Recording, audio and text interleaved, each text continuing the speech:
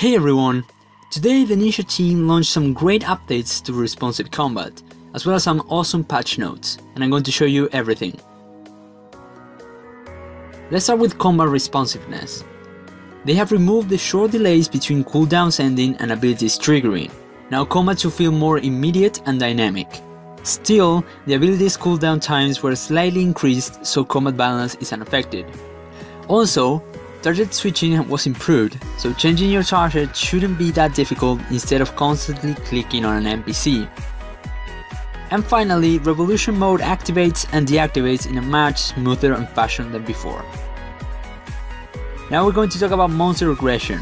On last year's player poll, people wanted to bring back aggressive monsters, so the following beasts should now attack you instantly on sight: Lesser Demons, Greater Demons, Black Demons, Banshees, Mighty Banshees, Aberrant Spectres, Lizards, Kurasks, Harpy Bug Swarms, Skeletal Wyverns, Brian Rats, Mutated Blood Bells, Dark Beasts, Hill Giants, Far Giants, and finally Moss Giants.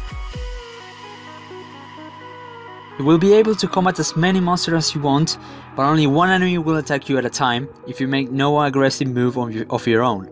They will remain aggressive unless your combat level is more than double theirs and you have stayed in the area for longer than 5 minutes.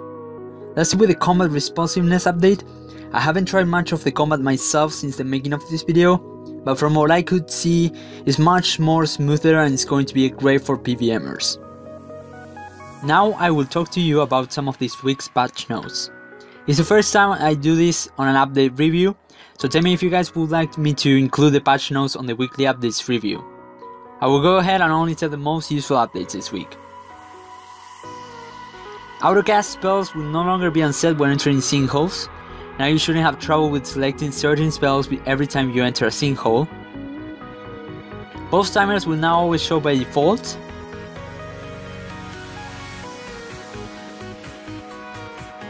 Players can now select that faster waves spawn in the fight kiln. Before, you had to wait at least 15 seconds for the next wave to appear. Players can now use keybinds to cure plants on Leaf Farm. It really sucks that I already finished with Leaf Farm, but it's great for anyone who's struggling with this minigame. Journeys will no longer get blocked by players or NPCs. The World Hop interface in-game now shows more information on activities. Players can now see what skills they have not yet gained XP in for the Jack of Trades aura by checking aura time remaining.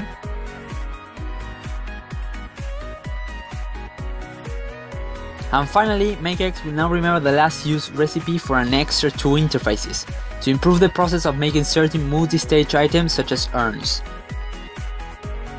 That's gonna be it for this week's update review.